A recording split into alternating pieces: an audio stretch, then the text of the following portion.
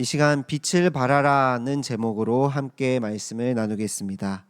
우리가 인생에 대해서 이야기할 때 이러한 말을 할 때가 있습니다. 누구에게나 빛나는 순간이 있습니다. 광고나 책 등에서도 많이 등장하는데요. 이 말을 하는 의도는 가장 아름다웠던 순간, 가장 기뻤던 순간, 가장 행복했던 순간들이 우리에게 있다는 것입니다. 얼마 전에 올림픽을 시작했는데요. 아마 출전하는 선수들에게는 수많은 노력 끝에 그 메달을 얻는 그 순간이 인생에 빛이 나는 순간으로 느낄 것 같습니다. 또 반면에 어떤 사람들은 먼 미래가 아니라 지금 이 순간이 빛나는 순간이다 라고 말하기도 합니다. 하루하루의 삶에 의미와 동기를 부여하고 열심히 살아가려고 노력하는 거죠. 이처럼 인간은 자신의 인생이 빛나기를 기대하고 또 그렇게 하기 위해 노력하며 살아갑니다. 오늘 성경 말씀에서도 하나님의 백성들에게 빛나야 하는 순간이 있음을 말씀합니다. 그때가 언제일까요? 또 그리고 무엇을 할 때 우리의 인생이 하나님이 보시기에 가장 아름답고 빛나는 순간일 수 있을까요? 우리 같이 말씀을 나눌 때 깨닫는 지혜와 성령의 충만한 은혜가 임하여서 우리의 삶 가운데 하나님을 기쁘시게 하는 그 빛나는 성도의 삶이 넘치기를 대구동성의 모든 성도님들 되시길 주님의 이름으로 축복합니다. 오늘 말씀에서는 하나님께서 이스라엘에게 명령하십니다. 1절 말씀을 우리 다 같이 한 목소리로 읽어보도록 하겠습니다. 시작. 일어나라 빛을 발하라. 이는 내 위치를 얻고 여호와의 영광이 내 위에 임하였음이니라. 아멘. 이 이사야 60장 1절 말씀을 보면 참 위로를 주는 말씀으로 보입니다. 좌절하고 낭망한 상태에서 앉아있지 말고 이제 일어나서 빛을 발하는 모습이 희망으로 느껴집니다. 그런데 이 말씀을 곰곰이 생각해 보면 한 가지 의문이 듭니다. 인간이 과연 빛을 낼 수 있을까요? 이사야서 앞장을 읽다 보면요, 인간은 어둠 그 자체입니다. 심판을 받을 수밖에 없는 존재입니다. 그래서 여러 나라에 대한 심판이 담겨져 있습니다. 또 하나님의 백성인 이스라엘 또한 빛을 발할 수 있는 상태가 아닙니다. 패역하고 교만하죠. 하나님의 명령을 거역하고 우상을 쫓으며 살아갑니다. 아무리 하나님의 백성이라 할지라도 우리는 스스로 빛을 낼 수 없습니다. 왜냐하면 우리 가운데에는 어둠과 죄악만이 가득할 뿐이기 때문입니다. 그래서 2절 말씀에는 어둠이 땅을 덮었고 캄캄함이 모든 사람을 가리었다라고 말씀합니다. 그것이 우리의 모습이요 세상의 모습인 것입니다. 우리에게 어둠만 있는 이유가 무엇일까요? 이를 이사야 59장 9절에서 이렇게 말씀하는데요. 제가 읽도록 하겠습니다. 그러므로 정의가 우리에게서 멀고 공의가 우리에게서 미치지 못한즉 우리가 빛을 바라나 어둠뿐이요 밝은 것을 바라나 캄캄한 가운데 행함으로. 아멘. 이 9절 말씀을 보게 되면 하나님의 공의와 정의가 없는 상태가 어둠이라고 말씀합니다. 빛을 발하지만 어둠뿐이고 캄캄한 가운데 살아갈 수밖에 없다고 말씀합니다. 이것이 우리의 모습이죠. 우리에게는 하나님의 공의와 정의가 없습니다. 하나님의 뜻대로 살아갈 수 있는 존재 자체가 아닙니다. 그래서 59장 10절 말씀에는 우리가 맹인과 같이 눈 없는 자 같이 더듬으며 또 넘어지고 강장한 자 같다라고 말씀합니다. 이 강장한 자라는 말은 어두움 가운데 죽은 자를 뜻합니다. 하나님 없는 우리 인생이 어둠 가운데 죽은 자라는 거죠. 그런데 어째서 하나님께서는 이런 명령을 하셨을까요? 이스라엘은, 하나님의 백성은 어떻게 빛을 발할 수 있을까요? 다시 1절 말씀을 보게 되면요, 일어나라 빛을 발하라 이는 내 빛이 이르렀고 라고 말씀합니다. 이 이르렀고는 히브리어로 오다, 들어오다 라는 의미를 함께 가지고 있습니다. 즉 빛이 우리에게 찾아왔다라는 겁니다. 우리는 소망이 없고 우리는 어둠뿐인데 빛이 먼저 찾아옴으로써 말미암아 빛을 발할 수 있는 존재가 되었다라는 것입니다.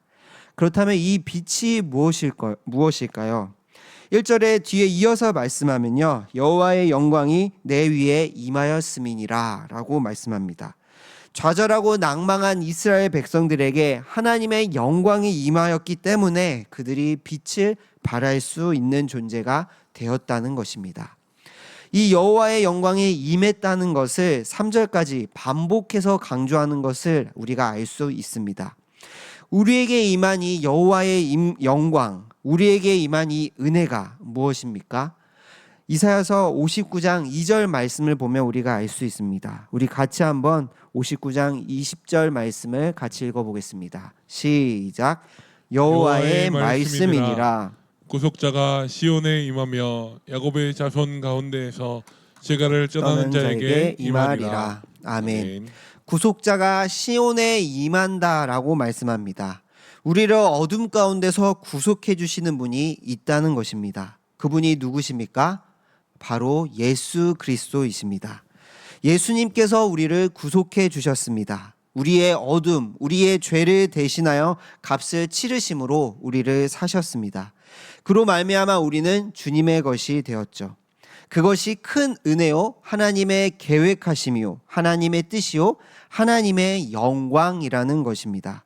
그런데 어떤 자에게 이 영광이 임한다라고 말씀합니까? 죄가를 떠나는 자에게 임한다. 즉 회개하는 자에게 이 구원의 은혜가, 하나님의 영광이 임한다는 것입니다. 성도님들, 우리는 본래 어둠 가운데 있던 존재입니다. 아무런 값없이 없던, 쓸모없던 존재였고 이 어둠 가운데 죽을 수밖에 없었던 존재였습니다. 그러나 예수 그리스도의 보혈로 말미암아 우리를 구속하여 주시고 하나님의 영광에 참여하는 자가 되게 하여 주신 것입니다. 요한복음에서는 예수님께서 세상의 빛으로 오셨다라고 말씀합니다. 빛이신 그리스도께서 우리에게 오심으로 말미암아 스스로 빛 가운데 거할 수 없는 우리들을 회개케 하시고 빛의 자녀로 삼아 주신 것입니다. 그 놀라운 은혜로 말미암아 우리 또한 하나님의 빛을 세상 가운데 발할 수 있는 존재가 된 줄 믿습니다. 어둠뿐인 인생 가운데 참된 빛을 반사시킬 수 있는 거울과 같은 존재가 바로 성도인 것입니다. 빛의 자녀로 삼아주신 이 하나님의 영광, 예수 그리스도의 큰 은혜를 감사하며 기억할 수 있는, 날마다 그것을 붙잡을 수 있는 우리 모든 성도님들 되시길 주님의 이름으로 축복합니다. 4절부터는 이 빛을 통해서 이스라엘 자손들과 열방이 시온을 향해 오는 모습을 묘사하고 있는데요. 4절 말씀을 같이 한번 읽어보도록 하겠습니다. 시작. 내 눈을 들어 사방을 보라. 우리가 다 모여 내게로 오느니라. 내 아들들은 먼 곳에서 오겠고 내 딸들은 안기어 올 것이라. 아멘. 열방이 사방에서 시온으로 몰려오는 것을 보라라고 말씀합니다. 본래 구약 성경에서 열방이 시온을 향해 온다는 표현은 대체로 좋은 의미가 아닙니다. 지난번에 나누었던 이 시편 46편 말씀에서도 열방이 시온을 향해 쳐들어오지만, 공격해 오지만 그 가운데 하나님이 피난처가 되어 주신다는 것을 우리가 나누었습니다.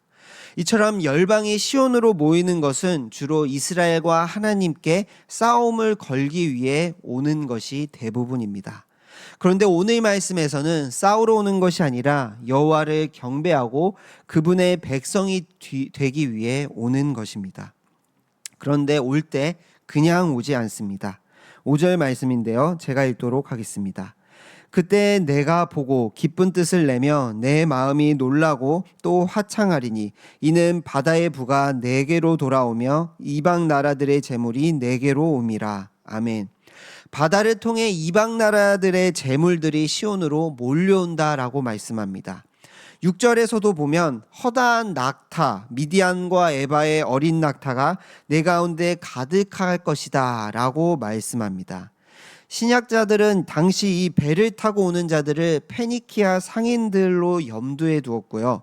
또 이 낙타를 타고 오는 자들을 아라비아 상인들로 보았습니다.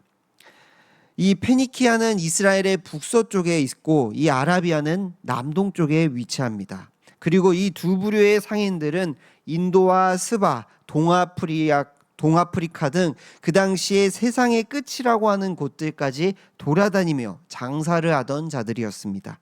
즉 이방인들이 온 세상 끝에서 시온으로 몰려오는 것을 묘사하고 있는 것입니다. 그런데 그들이 이렇게 몰려오는 이유가 무엇일까요? 특별히 이사야 선지자는 이 일이 하나님께서 행한 일임을 강조합니다. 그리고 이를 통해서 우리는 예배가 무엇인지를 생각해 볼 수 있습니다. 먼저 6절 말씀을 보게 되면 여호와의 찬송을 전파할 것이며 라고 말씀합니다. 하나님을 예배하도록, 하나님을 찬양하도록 하나님께서 열방을 부르셨다라는 것입니다. 하나님께서는 우리를 하나님을 예배하는 자로, 하나님을 찬양하는 자로 부르셨습니다. 왜냐하면 우리를 어둠 가운데 건져내신 이 하나님께 해드릴 수 있는 것이 아무것도 없기 때문입니다. 그 어떤 걸로도 하나님 앞에 내어드려도 하나님의 은혜 앞에 너무나 보잘것없습니다. 그래서 받은 은혜가 너무나 감사하기 때문에 드릴 것이 없기에 기쁨을 참을 수 없어 하나님을 찬양하고 예배하는 것입니다. 성도님들, 우리의 예배의 자리가 이와 같은 마음으로 감사와 기쁨의 자리가 되기를 소망합니다. 또 7절 후반절에는 내가 내 영광의 집을 영화롭게 하리라 라고 말씀합니다. 누가 영광의 집을 영화롭게 한답니까? 내가. 하나님께서 친히 영화롭게 하신다는 것입니다. 이 영광의 집은 성전을 가리키는데요. 이는 더 나아가 예수 그리스도의 몸된 교회에 속한 성도들을 의미합니다. 우리는 무언가를 해야만 하나님께 영광 돌릴 수 있다라고 생각합니다. 그러나 우리를 봐도 알 수 있습니다. 우리가 하나님의 자녀가 된 것도, 우리가 이 자리에 예배할 수 있는 것도 하나님께서 하신 일인 겁니다. 우리는 우리의 노력과 힘으로 사람이 모이고 전도가 된다고 생각하지만 그것이 아닌 거죠. 그리고 그 일이 하나님께서 우리를 불러주시고 친히 우리를 이 자리에 부르신 것이 하나님의 영광되는 일이라고 말씀합니다. 하나님께 영광 돌리고 하나님을 영화롭게 할 수 있는 것은 오직 하나님만이 할 수 있는 일임을 기억하며 하나님의 일하심을 기대하며 겸손히 주님을 붙잡을 수 있는 우리 성도님들 되시길 소망합니다. 이 마지막으로 9절에는 하나님 여호와의 이름으로 드리며 라고 말씀합니다. 이방인이 많은 재물을 가지고 하나님 앞에 나아온 것은 이 땅에서 성공하기 위해 스스로를 빛나는 사람이 되기 위해서가 아니었습니다. 하나님의 이름을 위하여 방방곳곳에서 몰려와 재물을 드렸다라고 말씀합니다. 때로 우리는 우리의 필요를 체험받기 위해서 이 땅에서의 안정과 성공을 위해서 하나님께 예배드리고 헌금한다고 생각할 때가 있습니다. 그러나 우리가 하나님께 예배하는 이유는 오직 여호와의 이름을 위해서입니다. 하나님의 이름을 높임받는 것, 그것이 예배의 목적인 것입니다. 성도님들이 참된 예배자로서 우리가 드리는 예배를 통해 하나님의 이름만 높임받으시기를 주님의 이름으로 축복합니다. 4절에서 이 9절 말씀을 정리하면 온 열방이 주께 돌아오는 이 일은 하나님께서 하나님의 영광을 위해 행하시는 놀라운 일입니다. 그래서 이 말씀은 진정으로 하나님을 예배하는 자들이 몰려와 하나님을 높이며 하나님을 찬양하는 그 날을 소망하게 합니다. 아마 이스라엘 백성들은 이 날을 무척이나 고대했을 것입니다. 그리고 우리에게는 이 말씀을 넘어 성경을 통해 그 약속의 날을 말씀해 주셨습니다. 그 마지막 날을 위해 이제 우리에게 하나님께서 빛을 발하라 라고 말씀하십니다. 성도님들, 하나님께서 지금도 하나님의 일을 이루어 가시는 줄 믿습니다. 하나님께서 약속하신 그 마지막 때를 소망하며 참된 예배자로서 세상의 빛의 역할을 감당하기를 소망하는 모든 성도님들 되시길 주님의 이름으로 축복합니다. 그렇다면 성도는 어떻게 세상 가운데 빛을 발할 수 있을까요? 하나님의 거울로서 세상에 하나님의 빛을 발하는 삶이란 어떤 삶일까요? 마태복음 5장 말씀을 통해 우리는 생각해 볼 수 있는데요. 이 마태복음 5장 말씀은 예수님께서 산중에서 무리들과 제자들에게 가르치신 중요한 말씀이라 해서 산상수훈이라고 하고 있죠. 이 5장을 보게 되면 서두에는 팔복이 등장합니다. 그리고 박해받는 자들에 대해 복이 있고 하늘의 상급이 있다라고 말씀하신 뒤에 예수님을 따르는 제자들에게 세상의 소금과 빛의 역할을 감당해야 한다고 말씀합니다. 그리고 이 5장 16절 말씀을 말씀하십니다. 제가 읽겠습니다. 이같이 너희 빛이 사람 앞에 비치게 하여 그들로 너희 착한 행실을 보고 하늘에 계신 너희 아버지께 영광을 돌리게 하라. 아멘. 우리의 빛이 사람 앞에 비치게 해야 하는데 그것이 무엇을 보고 알 수 있다라고 말씀합니까? 착한 행실을 통해 알 수 있다. 그리고 이 착한 행실로서 하늘에 계신 우리 아버지께 영광을 돌리게 할 수 있다라고 말씀합니다. 성도의 착한 행실이 하나님의 빛을 세상 가운데 비춘다는 것입니다. 이 착한 행실이란 무엇일까요? 단순히 세상의 도덕과 선함의 기준을 말하는 것이 아닙니다. 그것은 바로 예수 그리스도로서의 삶의 방식과 행함을 의미합니다. 5장 17절 이후 말씀을 보면 예수님께서는 아주 엄격하게 말씀하십니다. 율법을 완전하게 하시기 위해 예수님께서 자신이 오셨다라고 말씀하시고요. 그렇기에 우리도 그 율법에 온전해야 된다라고 말씀합니다. 마음으로 음욕을 품어서도 안 되고요. 이혼을 해서도 안 됩니다. 원수를 사랑하고 그들을 위해 기도해야 합니다. 오른밤을 맞으면 왼밤도 내어주어야 합니다. 이것이 착한 행실이라고 말씀합니다. 그런데 우리는 이러한 삶을 살지 못합니다. 구원의 은혜를 입었지만 여전히 죄 가운데 살아가기 때문입니다. 상대방이 나를 모욕하면 나 또한 그를 더욱더 모욕하고 싶어 합니다. 이러한 삶의 모습은 바로 앞에서 말한 팔복의 삶과 같다라는 것을 생각하게 됩니다. 세상의 고난과 역경 때문에, 나를 미워하는 자들 때문에, 여전히 죄 가운데 있는 나 때문에, 남을 미워하는 나의 모습 때문에 심령이 가난해지고 애통하는 마음이 듭니다. 예수님을 믿음으로 박해를 받기도 하고 손해를 보기도 합니다. 그러나 그 가운데서도 마음을 청결하기를 힘쓰며 긍휼한 마음을 가지려고 간구합니다. 이와 같은 세상과 다른 모습을 통해 하나님의 살아계심을 증거되는 삶이 바로 빛을 발하는 삶이라는 것입니다. 성도는 삶을 통해서 하나님의 빛을 세상에 빛나게 하는 존재가 되어야 합니다. 교회가 아니라 세상에서 빛나야 합니다.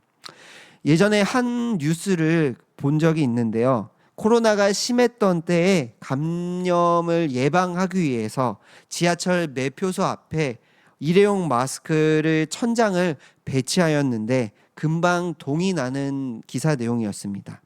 그 가운데 한 방송 기자가 그곳에 서서 지켜보다가 마스크를 한 개가 아니라 여러 장, 몇 장을 집어가는 한 여성을 붙들고 왜 그렇게 많이 가져가십니까? 라고 물었는데 대답으로 교회에서 쓰려고요 라고 대답이 돌아왔다고 합니다. 이 장면이 뉴스에 고스란히 방영된 것을 보고 참 안타까워했던 적이 있었는데요. 성도는 착한 행실을 삶을 통해서 세상 가운데 빛을 발해야 하는 줄 믿습니다. 손해보고 희생하고 더 고난해지고 더 고달퍼지고 더 상함 심령이 되고 더 낮아진다 할지라도 우리를 위해서 낮아지시고 죽기까지 하신 그 예수 그리스도의 값없는 십자가 은혜를 생각하면서 이 팔복의 삶으로 나아가야 하는 것입니다. 그리고 그것이 지금까지 기독교의 역사였습니다. 나의 것을 더 취하기 위해 살아가는 것이 아니라 초대교회 때부터 억압받고 고통당하고 세상과 다름의 손가락질 당할 때 기독교는 부흥했고 믿는 자들이 더하여지는 역사가 일어났습니다. 말씀을 따름으로 세상 가운데 빛을 발하며 또 다른 빛을 세우는 것이 교회인 것입니다. 그리고 그것 가운데서는 우리의 삶에 손해도 있고 희생도 있고 짊어짐도 있는 것입니다. 말씀을 정리하겠습니다. 세상은 내가 빛나는 인생의 주체가 되어야 한다고 주장합니다. 그러나 성경은 우리에게 하나님의 빛을 발하라고 말씀합니다. 그리고 그 모습은 세상이 볼 때 빛나는 모습이 아닐지 모릅니다. 낮아지고 손해보고 바보 같은 모습입니다. 그러나 우리가 하나님의 빛을 반사시키는 거울과 같은 존재로서 이 땅을 하나님의 말씀 앞에 순종하며 살아갈 때 하나님께서는 하나님의 영광에 참여한 자로 말미암아 우리를 그 빛나는 존재로 여겨주실 줄 믿습니다. 그리고 마침내 하나님 나라에서 하나님과 함께 예배하는 그 빛나는 자리에 참여하게 될 줄 믿습니다. 그것을 믿음으로 우리 모두가 나를 빛내는 것이 아닌 하나님의 빛을 발할 수 있는 참된 빛나는 인생을 걸어가시는 대구동성의 모든 성도님들 되시길 주님의 이름으로 축복합니다. 기도드리겠습니다.